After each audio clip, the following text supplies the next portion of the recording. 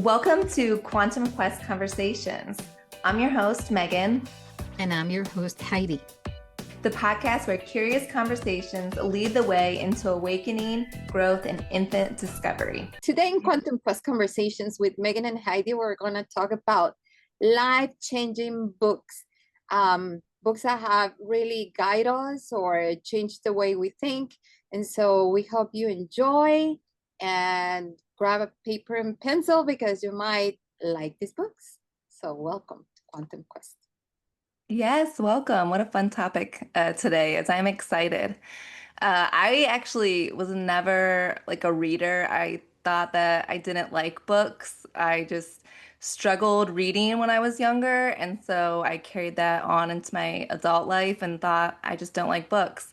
And it wasn't until just the last couple years I go through books like water. Every time someone mentions a new book, I'm writing it down, I'm taking a note in my phone, and I have a library app that I can get them for free. So I'm constantly just like putting on hold or books that people are telling me about. So I'm very excited. Finally, I can be part of these conversations when people say like they're in book clubs or they have books to recommend. I'm like, yay, I could be a part of it now. Oh, me on the other hand, I've always been a reader. Matter of fact, I used to be so excited for Christmas and my birthday because my godfather will always give me books because he knew I love books. So I was always very intrigued what he was going to give me. And so I have been like I said, a big reader, but life gets in the way. And for like big 10 years, I really didn't have time because I was raising little ones like Megan is now. And so, I tried to start getting back into reading like around 5 years ago, and thankfully I have done it. And when I don't have time to be reading, I'm so grateful for Audible because I have the actual book because I love collecting books. It's like I never have enough books.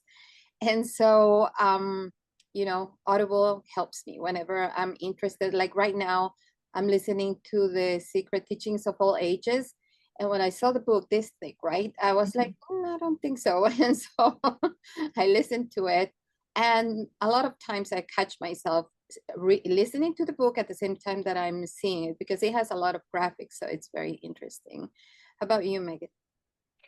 Yeah, I do a lot of audiobooks, especially like my busy life, and I have four younger kids that I'm taking around everywhere, and it's easy for me to pop headphones on. Actually, that is really what got me into like listening to books.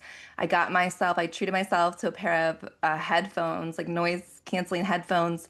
And if I was loading the dishwasher or just doing mowing the lawn, like doing things that you have to do around the house anyways, I was putting my headphones on and reading these or listening to these books. And also I want to just mention to our audience, there's no shame in listening to books. Like that, someone just asked me that recently, like, does that count as reading?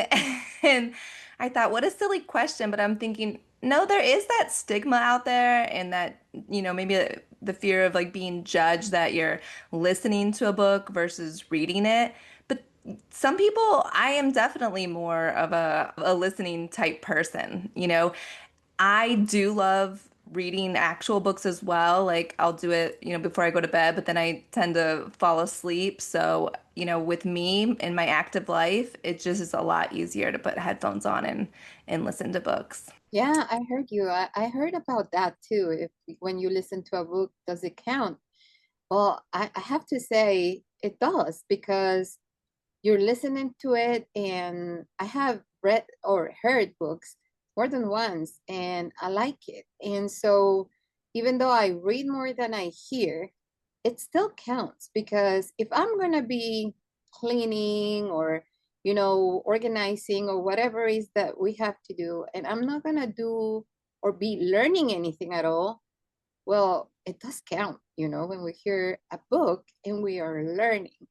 Um, I don't know if it counts when it's just a novel, but when it's about learning, I'm sure it counts.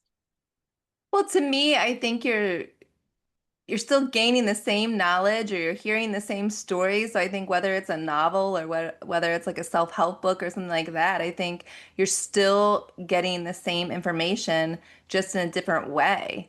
Actually, the person that I was talking to, I said, well, what about someone that's blind and they can't read, or and they have only that choice to do audible books? We're not going to shame them or say like, and obviously they have like a disability, but it's still they're still gaining the same information. It is no different. So, anyways, we should get into what books we have either read or listened to. Do you have one that's like on the top of your list that you want to talk about? Yes, the first life-changing book for me, well, at least it came on the right time. Like we have talked about divine timing. And to me, that was divine timing because at the time I was listening, let me backtrack. So years ago, I was going through a lot of hardship, like I have talked previously. My husband used to be an alcoholic. He calls himself still an alcoholic because once an alcoholic, always an alcoholic, but he's recovered now. He's been for like almost 7 years now. And back in the day, I was trying to find so many answers to my questions. So I was reading to a lot of Christian books, to books like psychology books, why he was doing what he was doing, because I didn't grow up in a family, or neither did I have friends that were into drinking. And so to me, it was very hard understanding. And so finally, this book came to me. It's called, it's by Melody Beattie, Beattie, sorry, and it's called Codependent No More. And I thought it was gonna teach me how to just not be dependent on my husband, or because I was losing myself, helping someone to recover themselves. I was losing myself. Mhm. And so that was very hard for me. But it ended up being that this lady here has written so many books, and I have them all. And she is a very spiritual person. And so this was my first spiritual book. It talks so much about spirituality, is insane. And so this was my awakening book. And so that's why I hold it with so much love and I treasure it. How about you, Megan? I always trying to look back and think what was like the very first book that I feel like just really changed me. And I would say The Four Agreements. It's by Don Miguel Ruiz. I think I said that right. Um, we mentioned his book actually, I think in our one of our previous podcasts. But this book really well, just like you said, I think everything's kind of divine timing. Certain books will come into our lives just at the right time. So if you ever hear someone like recommend a book, like go listen to it or read it, write it down because I do feel like there's a divine timing when certain books come into our lives and lessons that we're supposed to learn from them. So with this book, I feel like I was already on the path of learning these lessons. And then this just put words to what I was going through, like what I was feeling.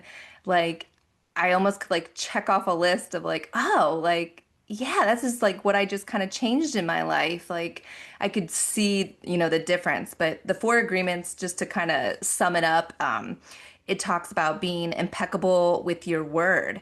Our words are energy, and we have to own what we say. I say that to my husband, to my kids all the time. Like, own your mistakes, own what you said. Like, don't like make everything come. I think sometimes people try to twist their words around to fit whoever they're talking to, and it's like we shouldn't have to do that. We should, own it, own your truth.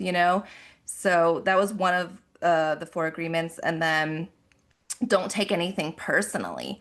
And, that is hard. You always think that people are trying to attack you or um, you just take what they say so personal. And I was so heartbroken so many times and I realized like that's not on me. What they're saying, what they're doing, like, no, I don't have to take on those feelings of how they're making me feel. Like I don't have to take everything so personally. I did that for such a long time. I think that's actually one of the lessons that I had already kind of learned. So when I read that book, it was just kind of one of those, oh yeah, I used to do that and now I've changed. And then, don't make assumptions. Oh, that is so hard to do. It's so easy to assume what someone's thinking or to put your own type of spin on what they've said. And so, don't assume. That was a lesson that I've gotten through as well. And it seems so simple, but always do your best. Just show up and be you and don't be so hard on yourself. So it seemed very basic, and that's why I also think it was a good read because I think it's a read for anybody. It wasn't too challenging, too like wordy, but it really opened my eyes and helped me to know that I was on the right path with some of the choices that I was making in my life and the changes that I was making. And yeah, it just really opened up my eyes in the way my like relationships and the way I spoke to people. For me, I wasn't gonna talk about this, but it's like you just said, speak your truth. And one of the books that my husband and I read together since he started his journey into being sober is the Big Book. And we have so many apps, and we read different books, the ones that AA has. Yeah. And I discovered after, because I was like, this can be what they read. It's so spiritual, so aligned with what I have read. And I came to discover that, William is it the founder of AA. So pardon me, I forgot. Bill W. He was a very spiritual person, and actually the 12 steps where he was helped by a priest to make the 12 steps. And so it's so very aligned with what I do, and it has made me so much closer to my husband to read all those the steps, and then the AA readings. And even though I've never been a drinker, I don't see why I am not gonna benefit from reading that. And so I find it really enlightening, really nice. I ever since my husband is more aligned also with the things that I like, and it's been a life-changing book. And so if you have a husband or a wife that might be recovering, it is such a great idea to read with them. They feel supported, and it's gonna get you to like even closer. And so that's my second. If you need to read that, of course, it's not for everybody, but if you need that, that's a good example of a good book. That's interesting. I didn't know that it was like very spiritual. I'm curious to read it now. Yeah, it speaks a lot about, the ego mind, and about, just accepting who you're. It's just amazing. I really like it. Yeah. AA was founded in my hometown in Akron, Ohio. Oh, yeah, that's true. Yeah, little fun fact. Um, so the next book that I would say that was life-changing for me was Conversations with God. Have you read that book? No. Who Oh, who's it's by Neil Donald Walsh. And this really, it's so basically it's a guy who is having conversations with God and he's writing it down. Like he Yeah, is I like it's like heard he's about that. channeling it Yeah, that's so amazing. Yeah. and he just writes like these whole conversations down that he has with God. And one, it really resonated with me because I started like channeling. You know, angels, archangels, ascended masters, different things like that have come to me. And um, so it related to me because it was very believable. Because I think some people could be like, oh, this is this guy's imagination, or, he's making all this up. He's just trying to sell a book. Like, whatever. Those thoughts never actually crossed my mind at all. Um, it really just made me think, like, wow, like, I know this is true because I can have conversations with, like, we all can, like, we can have conversations with God, with Jesus, and Mary, like, whoever, whatever you want. Um, and so that's the first reason it like resonated with me. But it really was like down to earth. And it really like it took all that fear away that I feel that, some religions can put upon you, a very fear-based God. And it was like talking to a friend. I mean, the whole book was as if you're just talking with a friend who, laughs and jokes and, says, you know, it's okay if you cuss. Like, it's not the end of the world. You know what I mean? Like, you're not gonna be, sentenced to hell or anything like that. Like, but it was just very relatable as the guy just had these conversations. And he also has another one called Friendships with God. Um, but anyways, again, just how it sounded like it was a friend. The second one is, yeah, you can just be friends with God.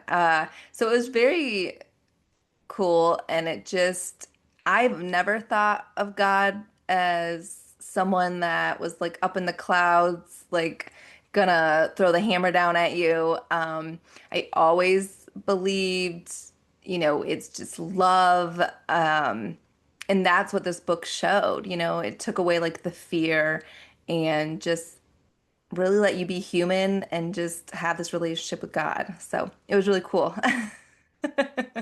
Like you said, most religions, they make you feel. Maybe they're not teaching that, but in the end, that's how you end up feeling. It's almost like a prison guard, right? He's just waiting for you to mess up and then to punish you, send you to punishment. And God is nothing but a sweet friend. So Yeah. I'm gonna, Yeah. I'm gonna read that book. Yeah, it's a good one. So speaking of channeling, I have Curse Ooh. and Miracles. And this book is also channeled. And so this book talks about how Jesus is almost like, that's not the message I was trying to convey. Yeah. And so Jesus explains pretty much everything he wanted to say in such a beautiful way, like almost like kindergarten level. And this book I love because it has gotten me closer to Jesus, like the Gnostic Gospels did too. Um, and see him in a friendlier way. And it talks so much about the egoic mind, Hmm. to let go. You're not your egoic mind. You're so much more than that. And so this book is really good. I I mean, if you have time to read all this book, but if not, I have read it and then now I finished listening to it on Audible, and I plan to do it again on Audible. So that's your Nice. next book, Megan. Um, so this one I would say it was something like close to my heart because I felt very seen when I read this book. So it is called Mary Magdalene Revealed. Have you? Yeah, that's a beautiful book. Yeah. So Megan Watterson is the author of this book, and I really related to her as well because she was just searching for answers and she didn't really stop until things made sense to her. And that's how I am. Like, I just want to, if something doesn't sit right with me, like, it has to feel right in my heart. I have to fully understand something before I can move past it. And I will keep asking, like, why, or ask someone to explain something, like, maybe in a different way until it really makes sense to me. Because I just hate that unsettling feeling. But that's what she does. She searches for Mary Magdalene's story and puts it out there. And then even just relating to Mary Magdalene herself, it's just kind of talking about the history of her and her story and like the real story and not just she's a prostitute. And also even that, it's just like, wow, to read how it's so crazy. Like that's what she's known for. If anybody asks about Mary Magdalene to this day, it's that she's a prostitute. And it's like, what a beautiful, strong woman to carry her truth of who she truly is. She didn't feel like she had to argue or fight or prove, she just carried her truth with her very humbly and, you know, stood by Jesus's side and like let people just talk shit about her. You know what I mean? And it's like, wow, she really is somebody that we should look up to, or, she has way more to offer than just, oh, she's a prostitute and I don't know. But The fact that she was with Jesus by the cross when, he was at the cross, and nobody else was, just the two Marys. And yeah, I think it was John, but it was one of the disciples. But she was there. She was through it all. And she was the yeah, first one to see Jesus. That's a right. Yeah. And it's like, again, there's no bragging or I don't know. She's very, very humble about it. And I, I feel that because sometimes silence is a good answer. Just sometimes you just gotta keep trucking and keep doing what you believe and, you know, preaching what you know and believe in your heart and don't let anybody else's, you know, negativity or fears really hold you back and just to be you and be yourself and show up for people that you want to show up for and just be supportive and not need some pat on the back like I don't know. So I loved this book. It really just opened up my eyes and just a lot of things that she did and felt and believed is things that I also, feel and believe. So it was a good book. That's a good book. And then I think I want to put these two together. The Power Oh, of yes. Now and A New Earth. And they're both by our mentor, Edgar Tolles. And Eckhart Tolle is a very important teacher to me because one of the most important, I mean, it's going to sound like ridiculous, but it is the exact truth. One of the most important things that I have learned from him is that every second dissolves and a new second comes and let it dissolve. So problems dissolve, anger dissolves, even happiness, joy, and love in the moment dissolves. But it is important to be in the present moment, to enjoy what you're going through, not what happened yesterday or what's gonna bring tomorrow will bring. It's just be in the moment and enjoy your family. It's like I barely take pictures with when my family gets together because I feel like I need to be in the moment. That's good. Yeah. A lot of people do the opposite. When you are on the other side or like taking pictures, you're looking at the phone, and yes, you're looking at why you're taking a picture, but are you 100% there? Or your head is, I'm gonna take a picture. Taking pictures is important because it reminds you of a certain event, but being in the moment is way more important. And so when I try to be very mindful when I am holding my grandchildren, that's what I'm doing. I am enjoying. And since I started following Eckhart, I have found myself being so much more at peace. So more things that were important to me, there no longer are. um, and things that I wasn't very mindful of. Now I am really in tune with those things. And so it really, and I don't know if I said that because I already said it with the other books, but it talks so much about the egoic mind. You know, my husband came one day from AA saying, "Your ego is not your amigo." And I was, it's funny. That's a good one. I like it. Yeah. So that's for me, those two books. Those books were on my list as well. I absolutely love all his books. I like binged, I think like five of them in 1 month. Like everything that he had. I'm like, let me listen to all these. Yeah. Um, it is, I think it's so, he really did teach me exactly what you said, to be present, to be in the moment. Like, and especially with parenting, it really like can help you.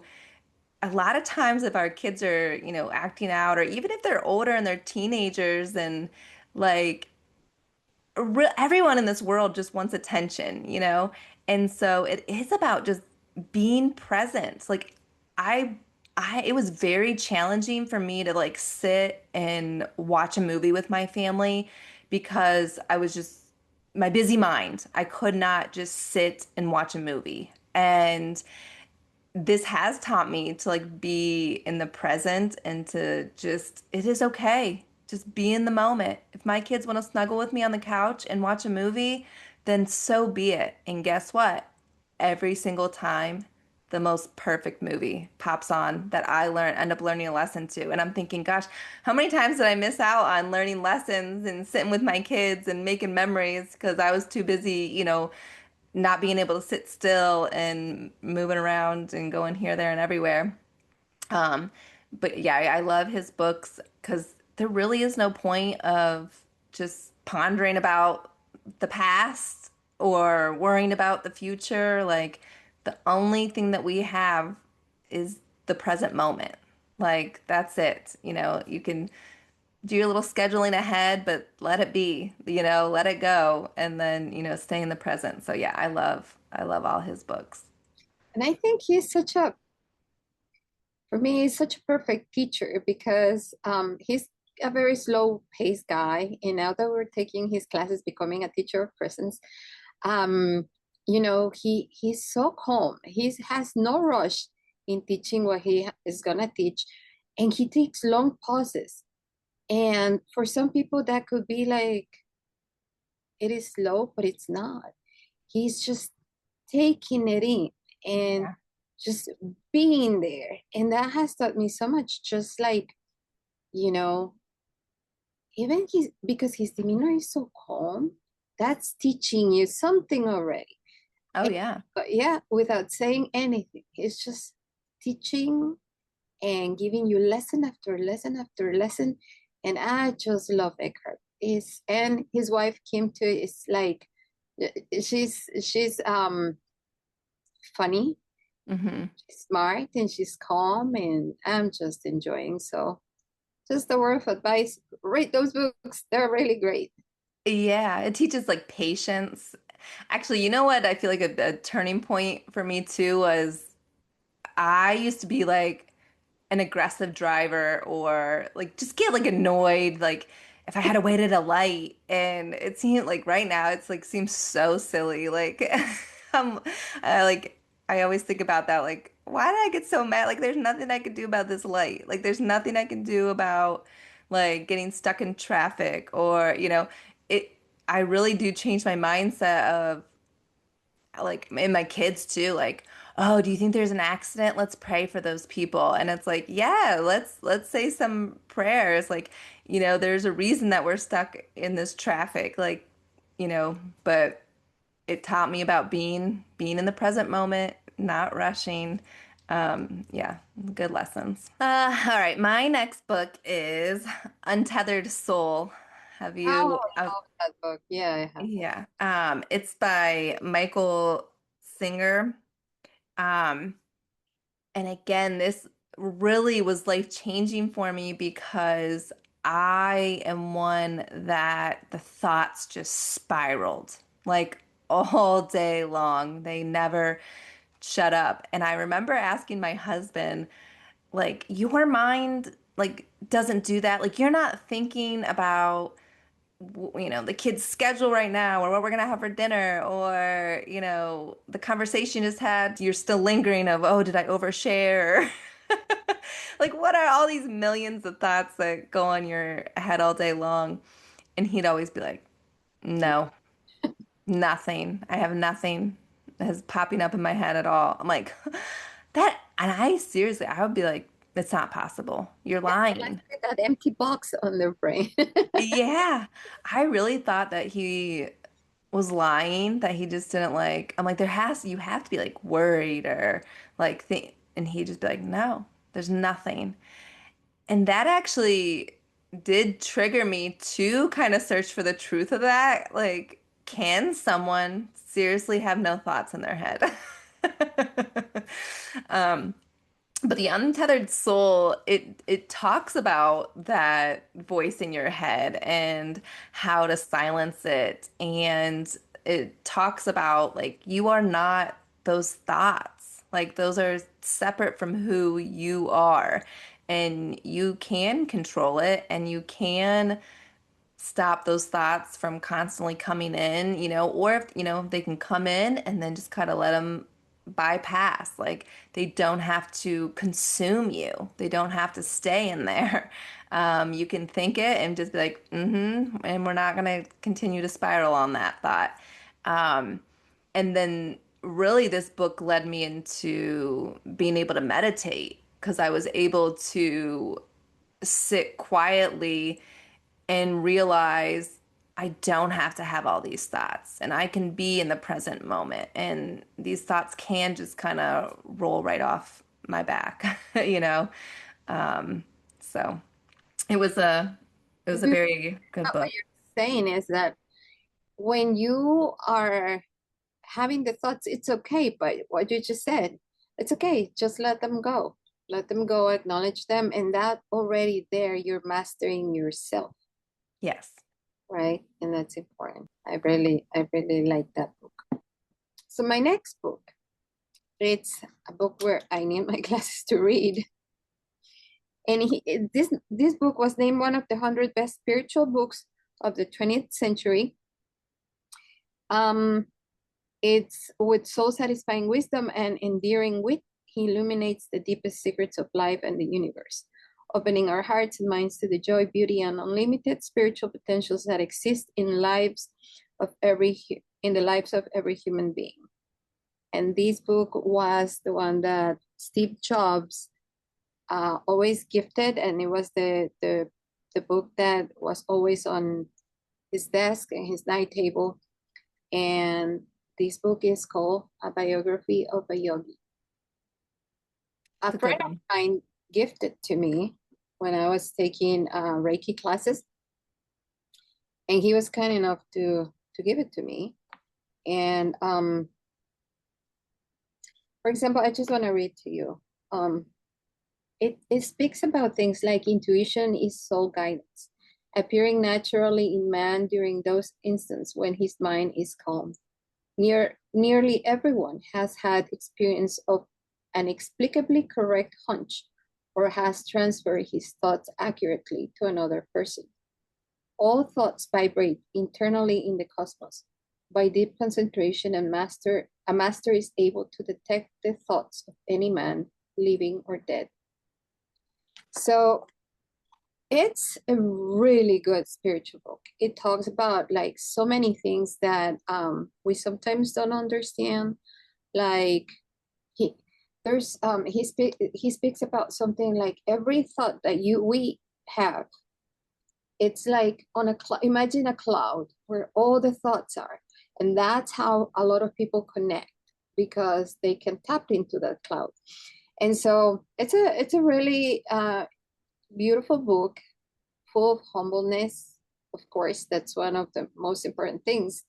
Despite him being famous and traveling all over the world and people coming to see him from all over the world, he kept his humbleness. And so I really like this book. I really do. What's your Yeah. next? I like that book too.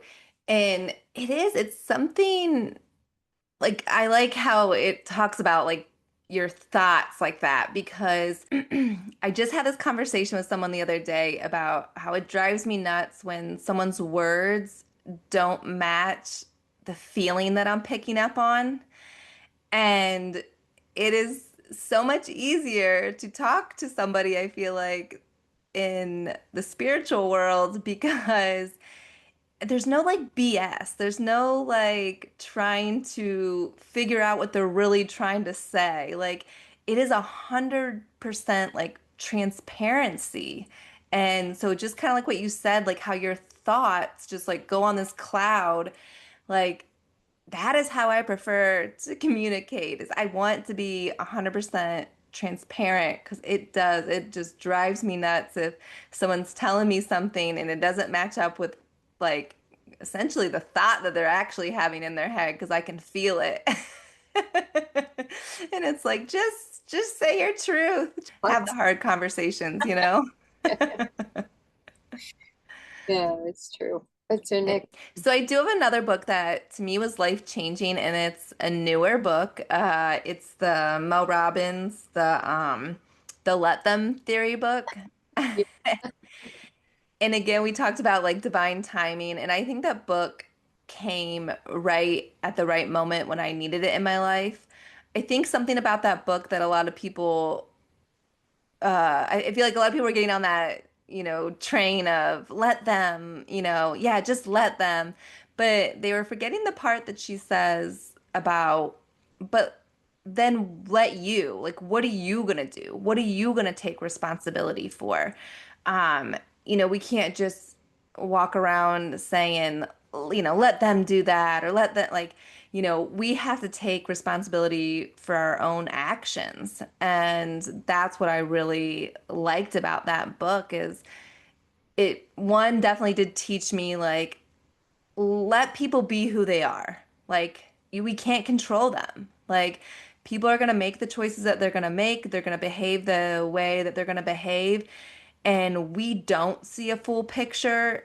So let them. Like don't work yourself up over it, but decide what you're going to do. Like what are you going to do? Maybe you can go to that person, maybe with a compassionate heart and try to have a deeper conversation and understanding. Or maybe you're like, I need to take a little step back from this relationship because I'm getting burned, too many times. Like there's actions that you can take instead of just walking around, let everybody do what they want to do. Yes, 100%. However, what responsibility are you going to take? So I really liked that book. yeah, take responsibility over your own life first, right? First, Hmm. trying to change someone. I mean, when we try to change ourselves, it's hard enough. Like, Oh yeah. how fast can you change? It takes time. So imagine other people. And so the last books are kind of the same, but different authors. So this is by Louise Hay. Oh, I love that one. Yeah, Heal Your Body. And then I have this book. It's been the New York Times bestseller, the number one New York Times bestseller, The Body Keeps the Score by Bessel van der Kolk. And both books talk about, how our body is, it's like a sponge where all our feelings get trapped and then we end up sick. But this one specifically has like it's like a little dictionary where you can you read it this way. And it has like a lot of reasons why you might be sick for a specific thing. Say your back, what is that? Or your ankle, what does that mean? Or your knees, what does that mean? And so it's a very comprehensive little book where you can go and see, and it makes you think a lot because a lot of the things that I have consulted with this book, it, it makes so much sense when you read it. Yeah. And it's very true.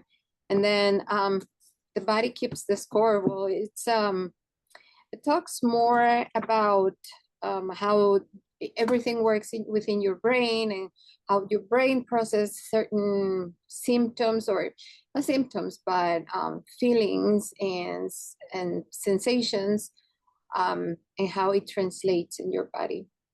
Like, for example, if you're tense all the time, right?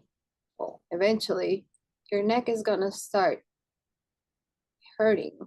Hmm. And one of the things that I have is precisely that. It's like I have arthritis here on my neck, and it hurts so much. But that's because going back years ago, I was tense all the time, all the time. And so it makes sense why I have.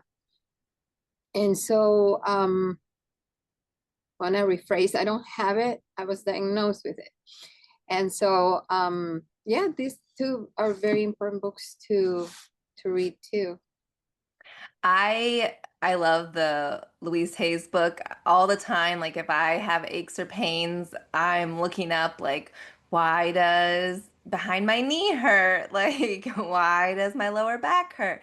And it even goes down to like the vertebrae, like which one is it? And it always matches up, and people could think it's a coincidence or, but I'm like, it's not.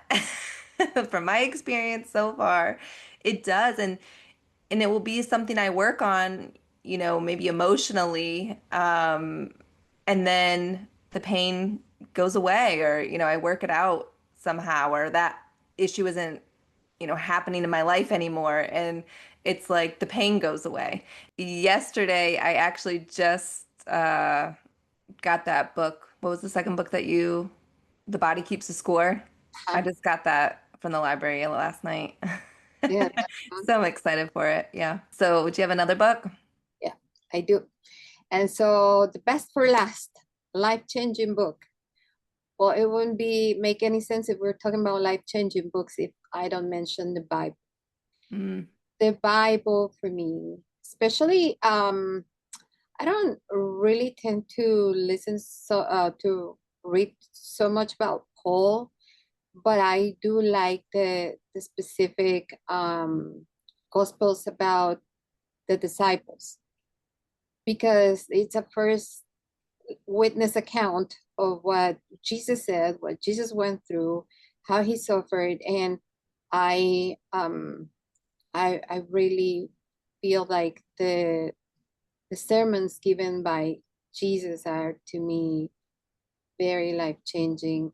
I love them, and yeah, the Bible it's gonna be. I have read it back and forth like 3 times in my life, wow. I, and That's I impressive. and I love it. But after reading it all, I can say that do I like the Old Testament? No, I really don't because Jesus was like, I mean, God was pretty much more like a revengeful God or like, I just didn't really connect it. I wasn't so aligned with it. But with the gospel of Jesus, definitely, I was very in tune with it. And so I love that. And there you have it. Life-changing books that we recommend and that are really great for you to learn, to find peace, to be in the present moment. Is so important. And thank you for listening. Yeah. Thank you. Until next time. Thank you so much for being part of today's Quantum Quest.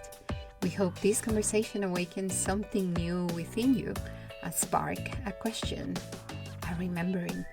Be sure to like, subscribe, and share. And until next time, keep exploring with an open mind and an open heart. Bye for now.